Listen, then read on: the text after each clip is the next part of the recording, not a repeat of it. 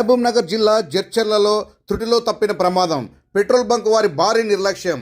Jadcherla municipality పరిధిలోని నాగసాల సమీపంలో ఉన్న ప్రకాష్ ఫిల్లింగ్ స్టేషన్లో తీవ్ర నిర్లక్ష్యం బయటపడింది. సుమారు 3000 లీటర్ల డీజిల్ను సింటెక్స్ ట్యాంకుల్లో భద్రతా నిబంధనలు పాటించకుండా నిల్వ చేసిన ఘటన కలకలం రేపుతుంది. పెట్రోల్ బంక్ ఆవరణలోనే డీజిల్ను నిల్వ చేసి ట్యాంకులకు కనీసం మూతలు కూడా లేకపోవడం ఇది ఎప్పుడైనా భారీ ప్రమాదానికి దారితీసే పరిస్థితి ఉందని, ముఖ్యంగా ఎండాకాలంలో ఇలాంటి నిర్లక్ష్యం మరింత ప్రమాదకరం.